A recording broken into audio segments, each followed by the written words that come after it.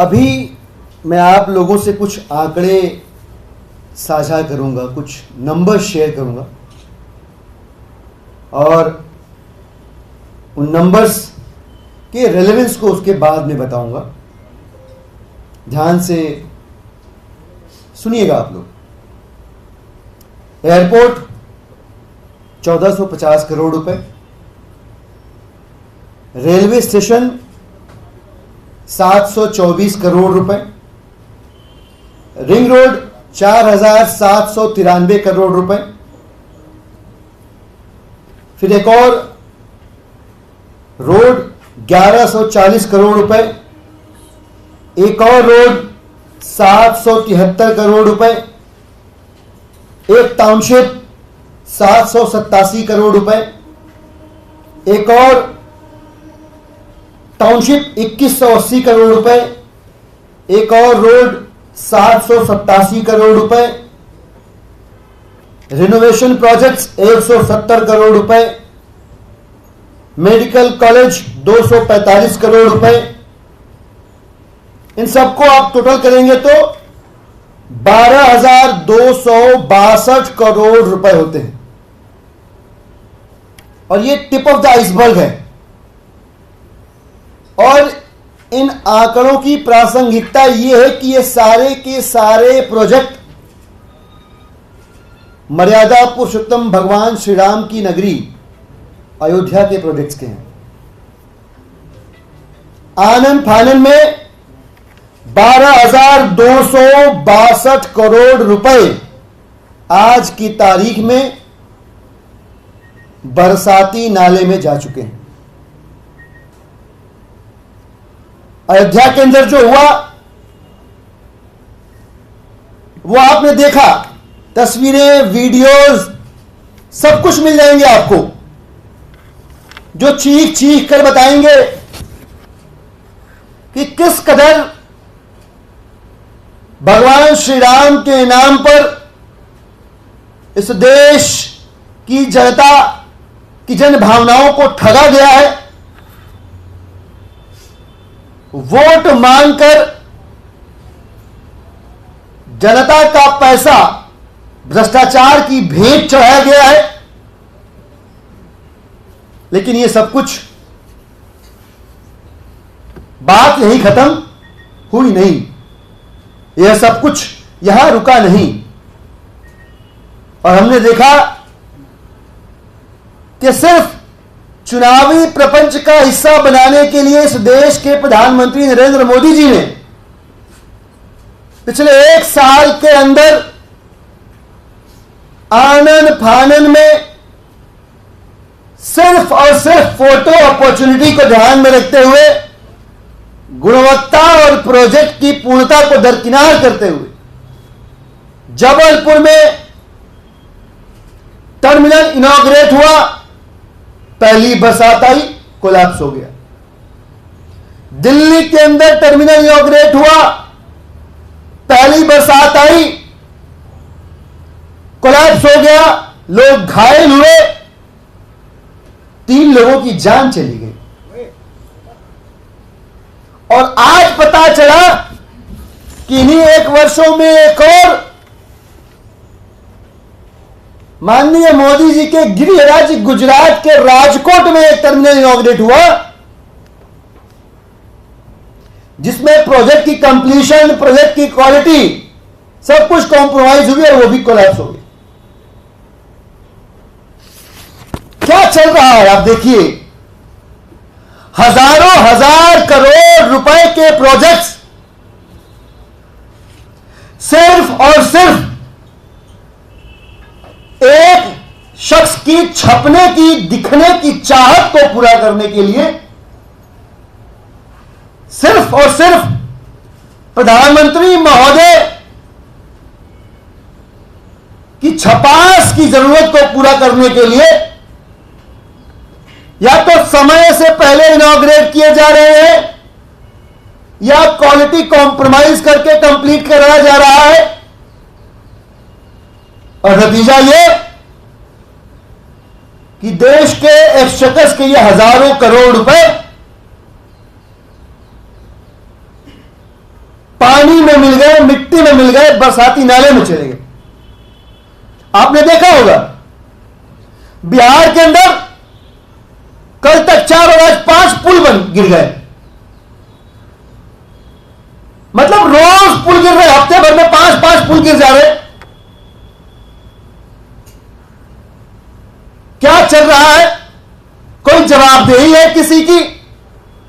इन हजारों करोड़ रुपए के घोटाले में भारतीय जनता पार्टी की तरफ से किसी ने सफाई दी है क्या? न खाऊंगा न खाने दूंगा का नारा जो पिछली सरकार में दिया गया था, अब तो नारा भी अपना मतलब खो चुका। वह नारा देने वाले जो देश के प्रधानमंत्री महोदय हैं, उनकी तरफ से कुछ कहा गया क्या? अटल सेतु जिसका बखान बढ़ा चढ़ाकर किया गया, वो इस सरकार के किरदार की तरफ फट चुका है। भारतीय जनता पार्टी के राजनीतिक क्षेत्र की तरफ तार तार हो गया है। कोई सफाई दे रहा है क्या? कोई जवाब दे रहा है क्या कि जनता का पैसा कहां गया? कोई जवाबदेही नहीं है। इस देश के आम लोग, लोकतंत्र बचाना हो, संविधान बचाना हो या एक्सचेकर का पैसा बचाना हो या बेगुनाहों को बेबुनियाद सियासी मुकदमों में उलझाकर जो जेल में रखा गया उन्हें बाहर निकालना हो, इन तमाम मामलों में एक की तरफ रुख करके देख रहे हैं, न्यायालय की तरफ। मेरी 2 ही उम्मीदें हैं, 2 ही गुजारिशें हैं। या तो सुप्रीम कोर्ट इन तमाम घोटालों का कॉग्निजेंस लेके खुद कार्रवाई शुरू करे, क्योंकि अब यह स्पष्ट हो चुका कि भारतीय राजनीति के इतिहास की भ्रष्टतम पार्टी भारतीय जनता पार्टी है। तो या तो खुद ब खुद उच्चतम न्यायालय इसका कॉग्निजेंस ले, संज्ञान ले, या हम मांग करते हैं कि सुप्रीम कोर्ट के रिटायर्ड जज की निगरानी में एक समिति बने और वो समिति इन तमाम ये जो 1 साल के अंदर आनंद फानंद में उद्घाटन किए गए, उद्घाटन करने के बाद ये सारे प्रोजेक्ट्स मिट्टी में मिल गए, इन सारे प्रोजेक्ट्स की सिलसिलेवार ढंग से जांच करे। भ्रष्टाचार में लिप्त भारतीय जनता पार्टी के जो मंत्री हैं, नेता हैं, पदाधिकारी हैं, व्यवस्था के अधिकारी हैं, जो गुनहगार हैं, उनका गुनाह साबित करे, जवाबदेही स्थापित करे और देश की जनता के हजारों करोड़ रुपए बरसात की भेंट चढ़ाने वाले लोगों के खिलाफ, भाजपा के नेताओं के खिलाफ सख्त से सख्त कार्रवाई करे। यह उम्मीद भी है और यह निवेदन भी है माननीय उच्चतम न्यायालय से। धन्यवाद।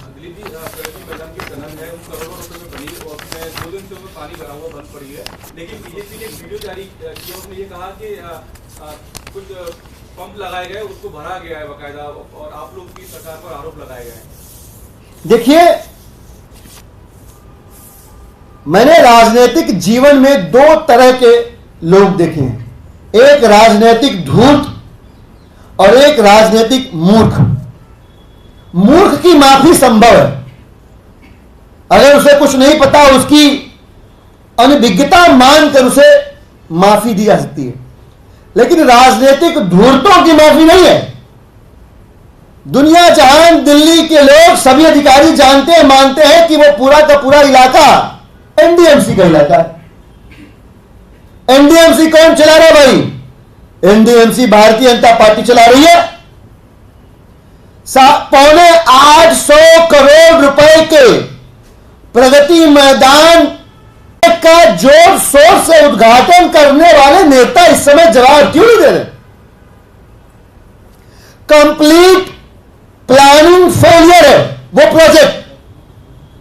आप में से बहुत सारे लोग उस टनल का इस्तेमाल भी करते होंगे।